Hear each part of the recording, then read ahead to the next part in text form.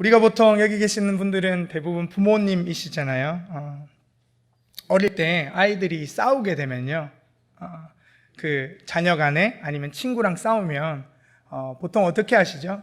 싸우게 내버려 두나요? 그래, 잘 싸워봐라 이러면서 싸움 구경 하시는 분은 한 분도 없겠죠. 네, 싸울 때 어떻게 하죠? 그쵸, 일단 말려야겠죠. 두 아이들을 때려놓거나 뭐 이렇게 두 아이가 이렇게 싸우고 있으면 그것은 말립니다. 말리고 난 다음에 그냥 어떻게 그대로 헤어지나요? 아니죠. 첫 번째는 이렇게 하죠. 먼저 뭘 잘못했는지, 뭐 때문에 싸웠는지 먼저 물어보겠죠. 네. 그러고 나서 이제 서로를 만나게 다시 해주죠. 그래서 서로 뭘 잘못했는지 스스로 얘기하게 해줍니다. 맞죠? 너 이렇게 잘못했으니까 빨리 해먹. 이렇게, 네. 다그치기보다 뭘 잘못했는지 서로에게 무엇을 잘못했는지 얘기하게 해준 뒤에 그 다음에 이렇게 얘기하죠. 미안해라고 얘기해주라고. 내가 잘못했어 라고 이야기해주죠. 그 다음에 마지막 가장 중요한 게 있습니다. 뭘 어떻게 해야 되죠? 미안해 빠이빠이 이렇게인가요? 아니죠.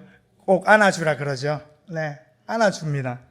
그러면 아이들은 금세 눈물을 뚝뚝 흘리고 막 씩씩거리다가도 지금 아직 분이 다 가라앉진 않았지만 어떻게 하죠? 곧 이내 친구가 때로는 형제가 다시 같이 노는 것을 보게 됩니다. 그 모습 보면 어떻죠? 참 단순하다라는 생각도 드시고 그래 역시 아이들은 순수해 라는 생각도 들 겁니다. 그런데 잘 생각해 보면 그런 일들이 아이들에게 이렇게 해서 화해시키고 뭔가 이렇게 서로를 미안하다고 용서를 구하는 그런 작업들을 하는데 어른이 되면 그게 그렇게 좀처럼 쉽지가 않은 것 같아요. 맞죠?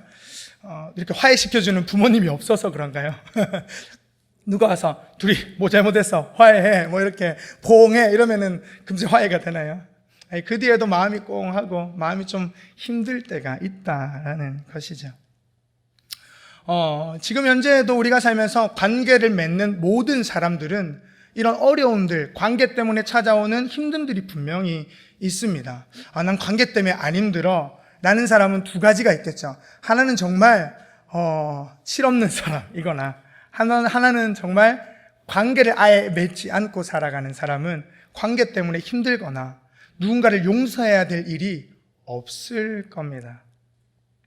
누구나가 다 이런 관계 때문에 찾아오는 어려움, 그래서 어떻게 보면은 저 사람이 먼저 나에게 사과했으면, 용서했으면, 먼저 이렇게 손 내밀어 주면 좋겠다라는 마음을 늘 가지죠. 내가 먼저 다가갈 생각도 하지만 이내 그것은 쉽지가 않습니다. 이런 고민들을 늘 해봅니다. 여기 계신 중에 그런 고민 안 하고 사시는 분 없죠? 우리 옆에 분한테 한번 물어볼까요? 그런 고민 하시죠? 이렇게 한번 물어보시죠. 네. 안 하시는 게 좋은데, 하고 살아간다는 거죠. 인간인지라. 네. 근데 우리만 이런 고민하느냐라고 생각해보면 아니라는 겁니다. 베드로도 우리와 같은 고민을 했던 것 같습니다. 말씀해 보면 마태복음 18장 21절에 보면 이렇게 얘기하거든요. 예수님과 이렇게 있다가 그때 베드로가 나와 이르되 주여 형제가 내게 죄를 범하면 몇 번이나 용서해 주리까? 7번까지 하면 되오리까? 라고 물어보죠. 뭐죠? 용서를 몇 번 해야 되는지 궁금한 거예요. 내가 용서해 줄 사람이 있는데 쟤한테 몇 번 용서해 줘야 되지? 지금도 제가 나를 힘들게 하는데 언제까지 용서해 줘야 될까? 그런 고민들이 있었다라는 거죠. 저희와 동일하게 말이죠. 베드로에게도 그런 풀리지 않는 숙제가 있었다라는 것입니다. 그때 예수님께서 뭐라고 대답하시냐면 22절 말씀에 이렇게 얘기했습니다. 예수께서 이르시되 내게 이르노니 7번뿐 아니라 7번을 70번까지도 할지니라 라고 말씀하시죠. 우리가 잘 아는 얘기죠. 7 곱하기 70은요 490번이요. 네. 베드로가 그래 490번? 이러면서 가서 한 번 용서했어? 2번 용서했어? 490번까지 셀까요? 왜냐면 100번 넘어가면 몇 번 했더라 이렇게 생각할 겁니다. 490번이라는 숫자가 아니라 그것은 분명히 우리가 잘 알고 있듯이 7번이라는 것은 완전수죠. 거기다가 70을 곱하면 뭐 언제까지 용서하라는 거죠? 용서 될 때까지. 이해될 때까지. 네, 그게 하나님께서 우리에게 얘기하시는 부분이죠. 근데 이 말씀이 참 좋기는 한데, 그러니까 이론상으로는 이해가 되고 참 좋기는 한데, 이게 마음에는 참 와닿지 않는다라는 거죠. 사실은 어렵다라는 겁니다. 그래서 하나님께서 우리에게 주시는 이 용서의 마음, 우리가 어떻게 가져야 되는지 제가 이렇게 하나, 둘, 셋 하면서 이렇게 얘기를 나누겠지만, 결국 이것을 통하여서 우리 스스로 하나님의 용서를 가질 수 있는 귀한 말씀, 그런 은혜의 시간이 될 수 있기를 간절히 소망합니다. 첫 번째로요, 우리가 함께 용서에 대해서 기억해야 될 것은 내가 먼저 용서받은 죄인이다라는 것입니다. 이건 다 알은 내용이죠. 근데 이것을 놓치고 살아갑니다. 로마서 5장 8절에 보면 이렇게 얘기합니다. 우리가 아직 죄인 되었을 때에 그리스도께서 우리를 위하여 죽으심으로 하나님께서 우리에 대한 자기의 사랑을 확증하셨느니라. 아멘. 예수 그리스도께서 우리를 사랑하고 하나님께서 그 사랑으로 예수 그리스도를 십자가에 달리게 하신 뒤 3일 만에 부활하신 모든 사건이 언제 이루어졌다고요? 우리가 아직 죄인 되었을 때에. 우리가 보통 이렇게 찬양하죠. 하나님께요, 나 같은 죄인 살리시 주 내 놀라워. 이 찬양 부르면은 저는 담임 목사님 많이 생각나는데요. 네, 민우를 안고 축복하면서 나 같은 죄인 살리신 불렀다는 얘기를 아직도 잊지 못하고 있습니다. 사모님께서 옆에서 무슨 축복을, 그런 축복의 찬송을 불러주냐. 이 찬양 부를 때마다 오늘 제가 말씀을 준비하면서도 이 찬양이 막 떠올랐는데 순간 담임 목사님이 떠올랐습니다. 네. 그렇죠. 우리는 죄인임을 압니다. 얼마나 죄인인 줄 알면은 이 벌레 같은 우리 죄인을 하나님이 구원해 주셨어. 하나님이 나를 이렇게 사랑해 주시고 살려 주셨어. 나는 죽었는데 죽었다가 다시 살아난 존재야라는 그런 감격과 은혜 속에 살아가죠. 그것을 생각하면 눈물이 왈칵 쏟아지는 날도 있습니다. 또한 골로새서 1장 21절 22절에는 이렇게 말씀합니다. 전에 악한 행실로 멀리 떠나 마음으로 원수가 되었던 너희를 이제는 그의 육체의 죽으심으로 말미암아 화목하게 하사 너희를 거룩하고 흠 없고 책망할 것이 없는 자로 그 앞에 세우고자 하셨으니. 아멘. 우리가 죄인뿐만 아니라 뭐가 되었다고요? 하나님과요? 원수 말입니다. 원수 생각하면 이가 바득바득 깔리는 그 원수. 하나님께서는 아들 예수를 우리에게 먼저 보내주시고 원수인 우리를 그저 사랑해 주셨다라는 것이죠. 우리가 볼 게 있어서요? 사랑받을 요건이 돼서요? 그래, 네가 이만큼 했으니까. 아니요, 그렇지 않다라는 것입니다. 여러분들, 원수는 어디서 만나죠? 외나무다리에서 만납니다. 이게 놀라운 삶의 지혜죠. 외나무다리에서 원수를 만나면 어떻다는 거죠?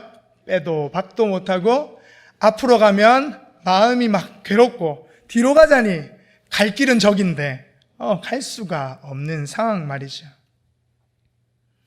예수 그리스도께서 올 수밖에 없었던 이유가 우리가 더 이상 갈 곳이 없기 때문에, 우리가 더 이상 살아갈 소망이 없기 때문에, 아니 소망조차도 이야기할 수 없는 존재이기 때문에 원수된 우리를 외나무다리로 몰고 가셔서요, 만나보자, 내가 너희를 어떻게 품고 사랑하는지 보이리라 확증하시겠다라고 로마서 5장 8절에 말씀하신 것처럼 우리를 초청하시고 부르시고 우리를 품으시고 다시 한 번 더 사랑의 존재, 하나님의 자녀, 너는 내 아들이라 딸이라라고 부르신 줄 믿습니다. 그게 우리에게 있어서 큰 소망이 되는 것은 내가 아직 주를 알기 전에 그것이 이루어졌다라는 것입니다. 원수되었고 죄인된 우리의 인생에서 말입니다. 그런데 우리는 종종 그것을 잊고 살아간다는 것이죠. 내가 죄인임을 하나님 앞에는 고백할 수 있지만 내가 부족한 존재인 것을 우리가 깨닫고는 살아가지만 그것을 다른 사람에게 용납하는 것은 쉽지 않다라는 것입니다. 그래서 아까 저희가 찬양했던 주는 완전합니다라는 찬양에서도 얘기하죠. 주여 우린 연약합니다. 우린 오늘을 힘겨워합니다. 그렇게 살아가지만 우리는 주 앞에 죄인이며 주의 긍휼을 구합니다라고 얘기하지만 그것이 하나님과의 관계에서는 이해가 되지만 지금 옆에 있는 외나무 다리에서 만난 원수에게는 적용이 되지를 않는다라는 것이죠. 그 예를 마태복음 18장에서는 용서할 수 없는 종의 비유로, 용서할 줄 모르는 종의 비유로 말씀해 주고 있습니다. 어떤 임금이 있습니다. 그 임금이 자신에게 만달란트 빚진 자를 불렀습니다.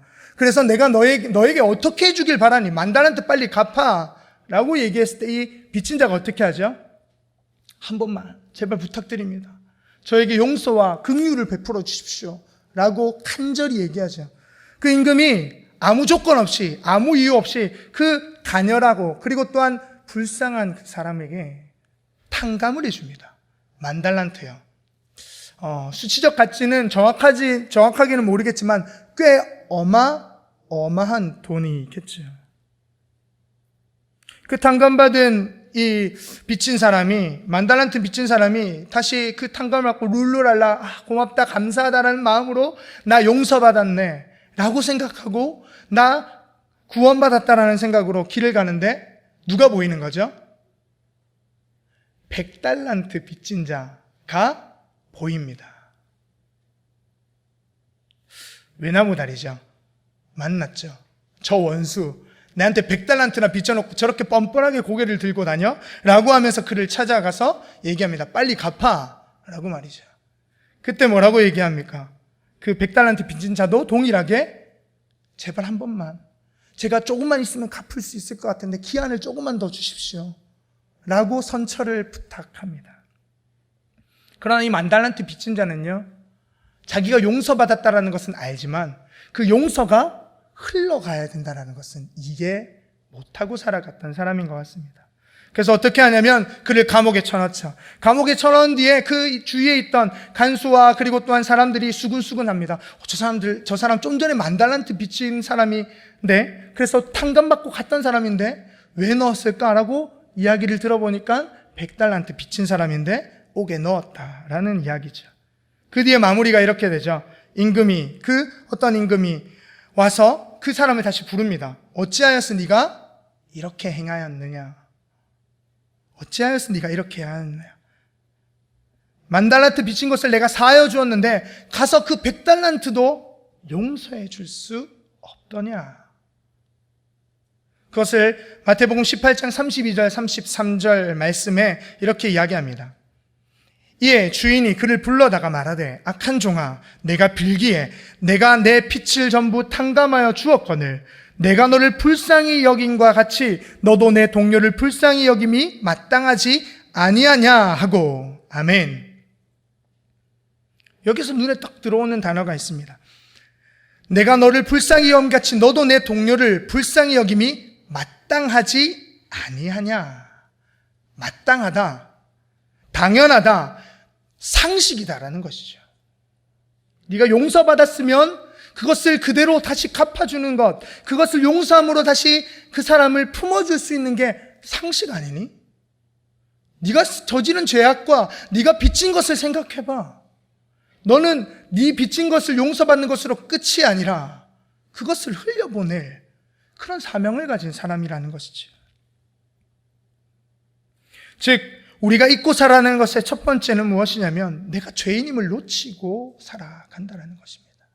내가 만달란트, 아니 그보다 더 큰 은혜를 입었음에도 불구하고 우리가 정작 살아가는 순간순간 마주대하는 하는 가족, 남편, 자녀들을 대할 때는 그 작은 것 하나에 못 이겨서 곧 잊고 그를 정죄하고 그와 싸우고 난 뒤 먼저 손 내밀기보다 내가 부모니까, 아니면 내가 지금 중학생이면 지금 질풍노도 시기니까 엄마가 내 마음을 이해해 줘야지 라는 마음으로 있지는 않은지 말입니다.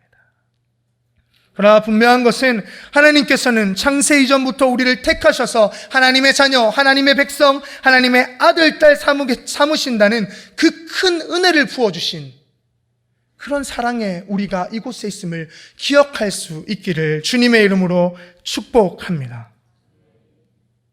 그 하나님의 용서가 우리에게 먼저 있음을 깨닫는 우리 모든 성도님들이 될 수 있기를 간절히 소망합니다. 둘째로, 용서는 수동적인 것이 아니라 능동적이어야 합니다. 오늘 본문에 보면 이렇게 이야기하죠. 본문 한 번 더 읽어보겠는데요. 같이 읽도록 하겠습니다. 14, 15절 함께 읽겠습니다. 너희가 사람의 잘못을 용서하면 너희 하늘 아버지께서도 너희 잘못을 용서하시려니와 너희가 사람의 잘못을 용서하지 아니하면 너희 아버지께서도 너희 잘못을 용서하지 아니하시리라. 아멘. 하나님이 우리를 용서를 먼저 해 주셨다는 것을 기억하는 전제하에서 분명한 것은 너희가 수동적으로 누군가를 용서해 주는 것이 아니라 능동적으로 살아가야 한다는 것입니다. 너희가 용서하면 하나님께서 그리하실 것이고, 너희가 용서하지 않으면 하나님께서도 용서하지 않겠다라는 것입니다. 우리가 어떠한 태도를 취하고 어떤 마음을 먹고 어떠한 생각을 가지고 어떻게 행하느냐에 따라서 하나님께서는 그대로 너희에게 하시겠다라는 것이죠. 이것을 좀 전에 말씀드렸던 마태복음 18장 18절에 보면 또 이렇게 이야기합니다. 진실로 너희에게 이르노니 무엇이든지 너희가 땅에서 매면 하늘에서도 매일 것이요 무엇이든지 땅에서 풀면 하늘에서도 풀리리라. 아멘. 우리가 잘 아는 말씀이죠. 내가 관계를 묶고 꽁꽁 묶어서 용서 안 해. 나 저 사람 절대 용서할 수 없어 라고 이야기하는 순간 하늘에서도 꼬인다는 겁니다. 내가 그 관계를 풀어가려고 하나님, 저 사람 정말 힘들고 내가 용서하기 버겁지만 용서할 마음을 주시옵소서라고 다시 한 번 더 간청하고 하나님께 긍휼을 구하며 나아가서 그 한마디 떼기 어렵지만 이야기를 나누려고 노력하는 것, 그렇게 풀어가려고 할 때에 하나님은 하늘에서도 풀어주시겠다라고 말씀합니다. 하나님은 우리가 행한 대로 하나님께서 그대로 하시겠다라고 말씀하시죠. 그것이 하나님의 방법이라는 겁니다. 내가 하지 않으면요, 하나님께서도 하지 않겠다라는 것이죠.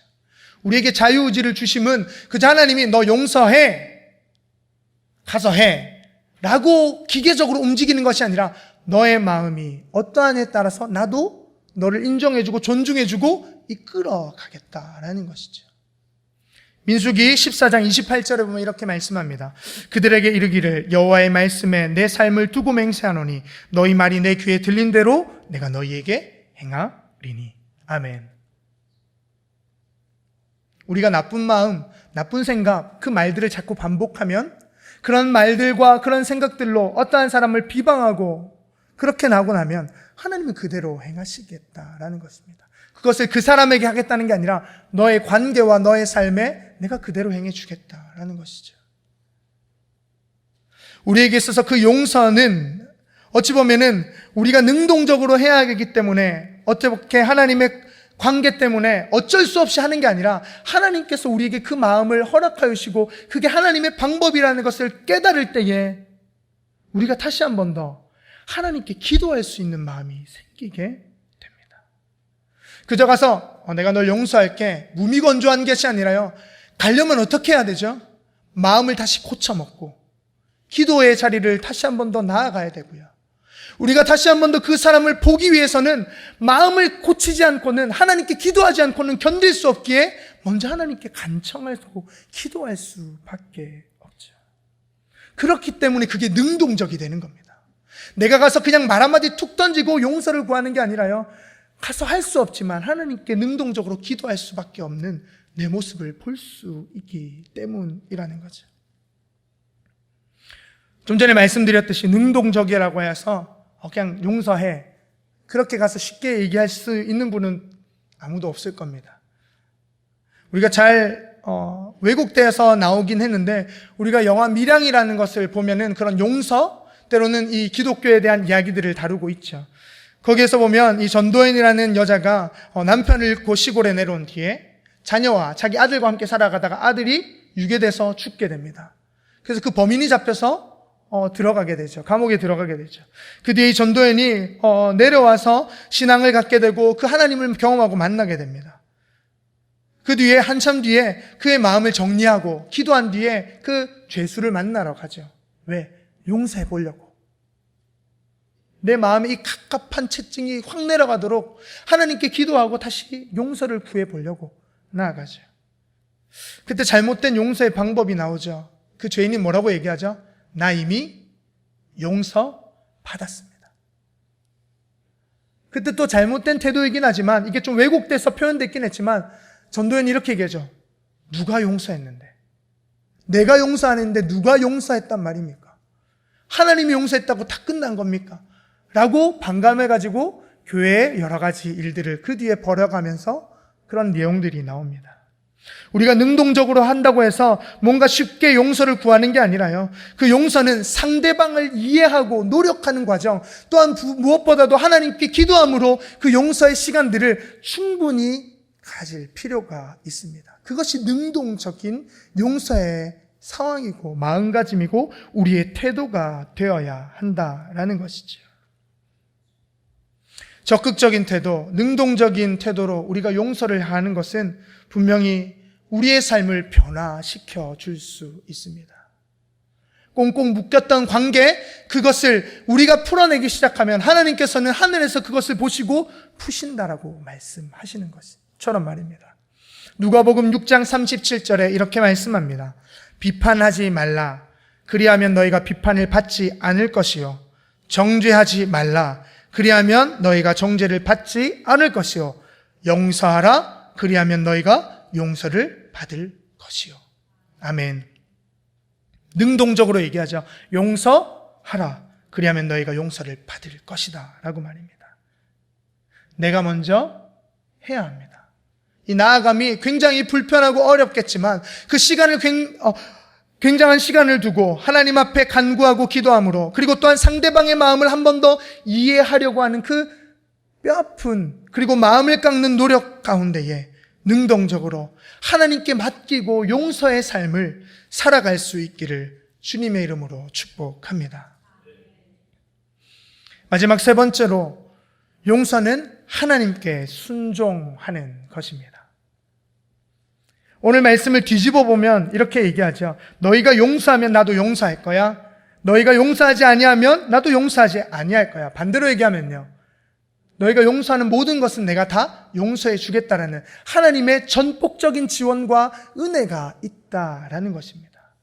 결국은 내 마음을 어떻게 하느냐, 하나님께 먼저 맞추느냐에 따라 달려있죠.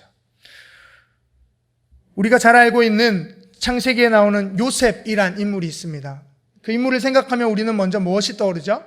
그 사람 고난을 많이 겪은 사람, 그런 하나님께서 만들어 갔던 사람이지. 그 뒤에 어떻게 되죠?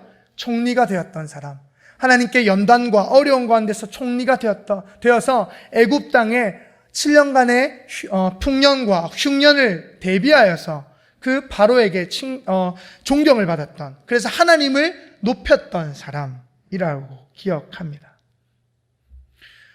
그렇게 우리는 휘황찬란하고 뭔가 고난, 어려움 속에 있었던 이 요셉, 그리고 또한 총무가 되어서 높임받았고, 그리고 하나님께 영광을 돌렸던 요셉을 잘 기억합니다. 근데 보통 그까지만 잘 기억하고 그 뒤에 이야기가 조금 사실 길기는 한데 그냥 형제들하고 용서했더라 이런 내용으로 끝나지. 그래서 야곱이 내려왔고 그렇게 생각됩니다. 근데 저는 그가 총리가 되었던 것보다 더 중요한 것은 그 형제들이 왔을 때의 요셉의 태도, 마음, 그가 어떻게 그 형제들과의 관계를 풀어갔는지가 총리가 되었다라는 것보다 더 중요한 이야기라고 생각됩니다. 하나님은 그가 총리가 되었던지, 그리고 또한 그가 감옥이나 노예로 있었던지 어느 때나 함께했지만 가장 하나님께서 맞추고 있던 이야기는 그 형제들, 12형제의 이야기라고 볼 수 있을 것입니다. 형제들이 기근이 찾아왔을 때 그들이 살고 있던 땅까지 기근이 와서 이 요셉을 찾아옵니다. 그래서 그 요셉을 대면하고 만나서 요셉을 알지 못하고 그냥 총리에게, 그 애굽의 총리에게 제발 곡식을 달라고, 우리 가족들이 굶어 죽게 생겼으니 조금 부탁한다고 간청하죠. 그리고 그렇게 왔다 갔다 두 번을 한 뒤에 이 요셉이 자신이 마음을 주체할 수 없어서 자신의 형제들에게 자신을 드러내야 되겠다라고 이야기합니다. 그것을 창세기 45장 7절과 8절에 스스로의 그 요셉의 태도와 마음을 볼 수 있는 부분이 나오는데 제가 읽어보겠습니다. 45장 7절 8절인데요. 하나님이 큰 구원으로 당신들의 생명을 보존하고 당신들의 후손을 세상에 두시려고 나를 당신들보다 먼저 보내셨나니 그런즉 나를 이리로 보낸 이는 당신들이 아니요 하나님이시라. 하나님이 나를 바로에게 아버지로 삼으시고 그 온 집의 주로 삼으시며 애굽 온 땅의 통치자로 삼으셨나이다. 아멘. 저는 이것을 읽을 때마다 이해가 되지 않습니다. 자기를 팔은 사람인데요. 형제이지만 형제처럼 보이지 않을 텐데요.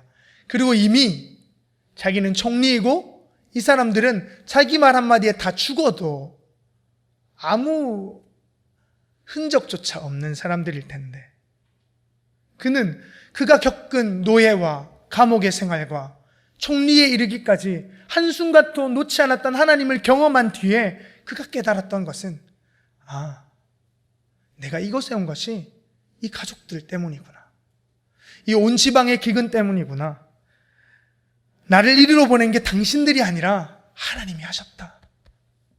하나님이 이렇게 하셨다라는 고백이 그 입술 밖으로 터져 나오는 순간, 그 순간을 우리는 기억하고 용서의 마음을 이곳에서 볼 수 있다라는 것입니다.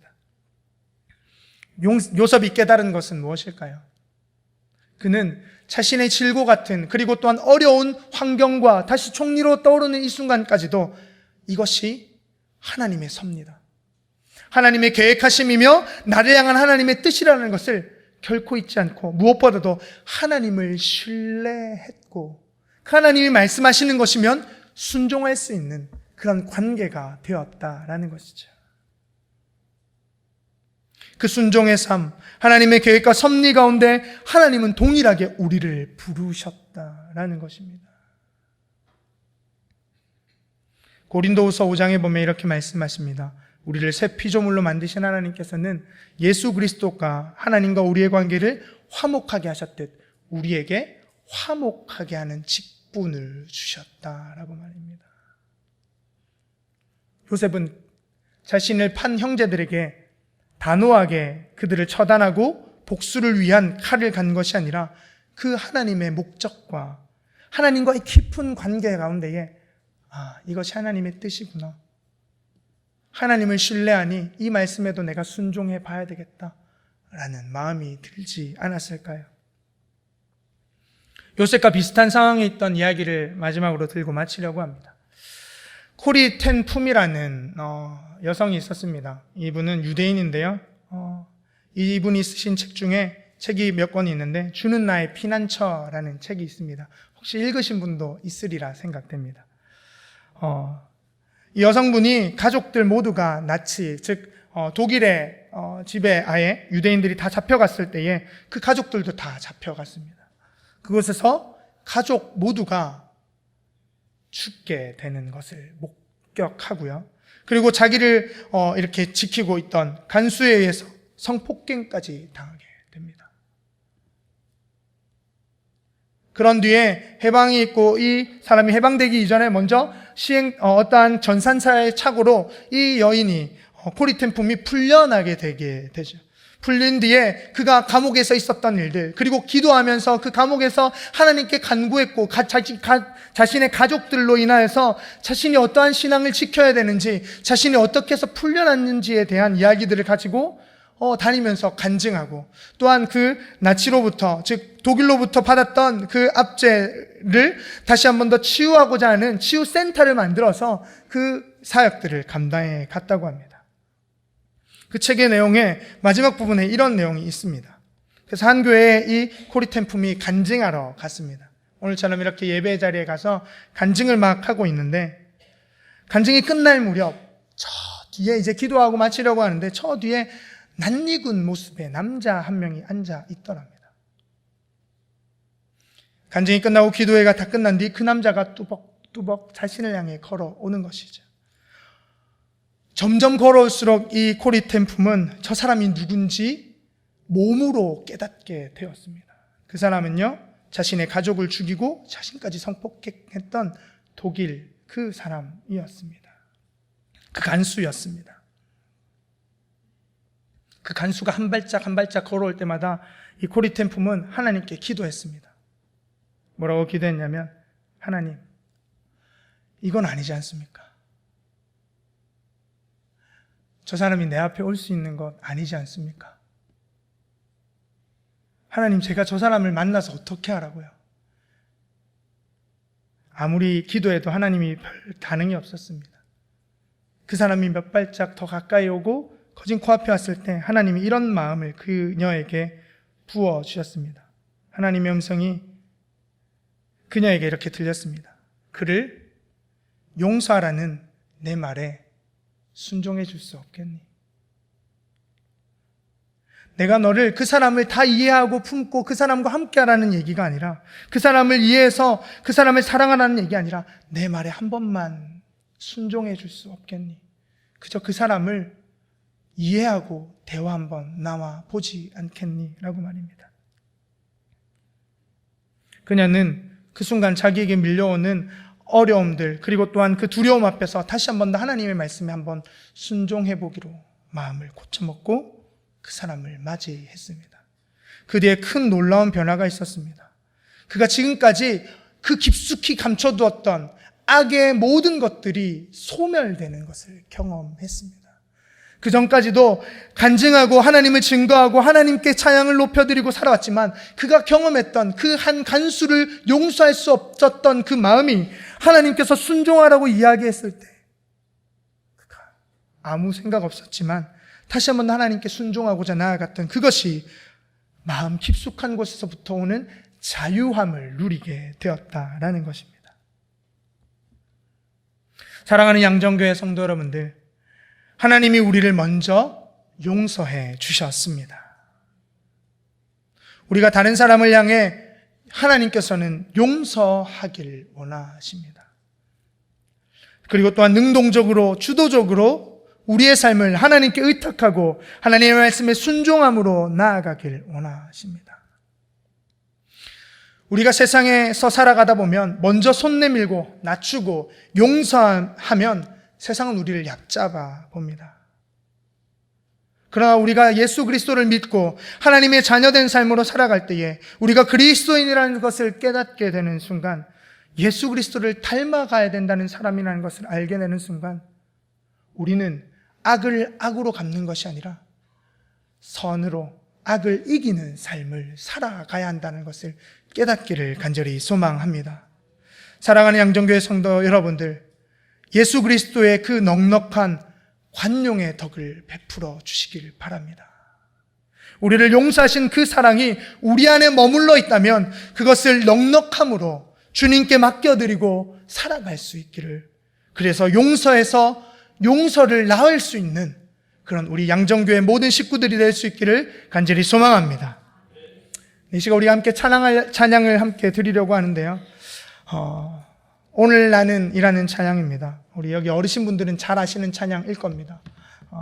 우리가 먼저 손 내밀지 못했고 내가 먼저 용서하지 못했던 그것들을 하나님께서는 오늘도 우리를 통하여서 다시 한 번 더 하게 원하시고 우리의 손길을 통하여서 하나님의 용서의 삶을 살아가도록 하십니다. 우리 함께 이 시간 찬양하면서 우리 말씀을 다시 기억하며 우리의 삶을 용서함으로 이끄신 하나님을 기억하며 나아갈 수 있기를 간절히 소망합니다.